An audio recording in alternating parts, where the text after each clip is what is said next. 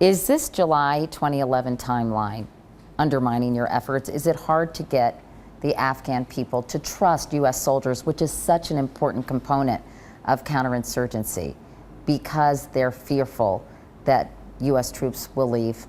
It's not a date when there's an exodus of U.S. or coalition forces. It's not when we look for the light switch to turn it off before we head out the door. And we've been to some pains, frankly, to explain that here in Afghanistan. There's been a positive impact in the sense that this has given the effort greater urgency. We've heard it from everyone, from Afghan people, from people who are in the parliament here, from Pakistanis. Even many of our European allies are saying, hey, if they're leaving, we're out of here too. Well, I think we have to keep explaining it. And again, we've done this over and over and over again, and we clearly have more work to do in that regard. You have said that a withdrawal will be conditions-based. And I'm just curious, what conditions are those? What you do is you say, well, let's look at the situation on the ground or in the institution. What's the enemy situation? What's the friendly situation? Can we safely and without too much risk thin out our forces? Because that's the way you do it. You thin out, you don't just hand off to them and say, tag, you're it.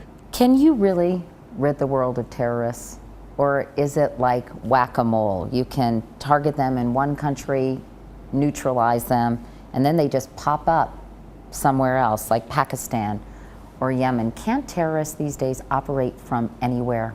They can operate from anywhere where there is inadequate governance. Well, you can never completely safeguard against a terrorist attack, no matter how great the government is. Of course you can't. What you have to do, though, is everything you can, wherever it is that you see that extremists are putting down roots. So it's not just whack-a-mole, it's whacking as many moles as you can wherever they pop their head out of a hole. And finally, this is a grueling job, 24/7. How do you stay focused, inspired, and committed to this job, given the demands of it? This is not about one person. It's about a team and a team of teams.